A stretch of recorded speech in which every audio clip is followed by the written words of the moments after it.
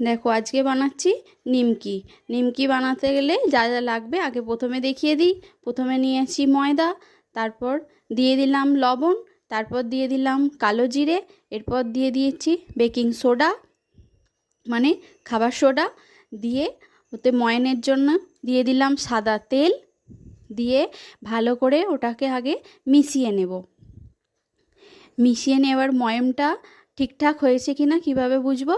একটু আটাটা গোল্লা মতো করব, দেখো ডেলা মতো হয়ে যাচ্ছে, আবার হাত দিলে ভেঙে যাচ্ছে, তার মানে ময়ানটা ঠিক আছে। আবার আটাটাকে আমি মেখে নেব। এতে দিয়ে দেব হালকা কুসুম গরম জল। গরম জল দিয়ে এটা মাখতে হবে। আর আটার ডোটা যেরকম আটা মাখি সেরকম হবে, কিন্তু একটু শক্ত হবে। ভালো করে এটাকে আগে মেখে নিচ্ছি। দেখো মাখা হয়ে গেছে। এবার আমি লেচির মতো করে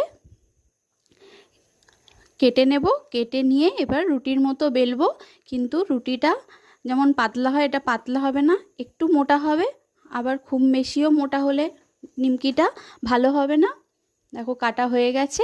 এবার একটা ছুরির সাহায্যে আমি এটাকে লম্বা লম্বা করে কেটে নিচ্ছি।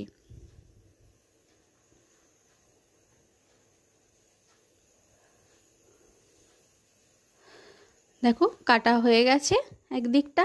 এবার ওই যে কাটা অংশগুলো নিয়ে এবার নিমকির মতো শেপ দিয়ে কেটে নেব।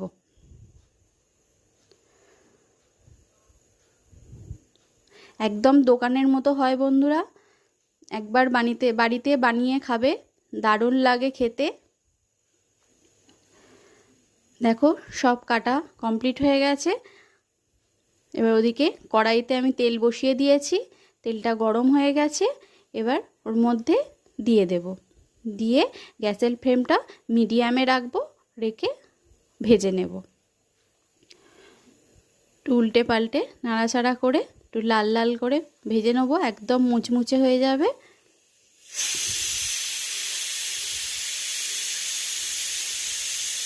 দেখো ভালো করে ভেজে নিচ্ছি।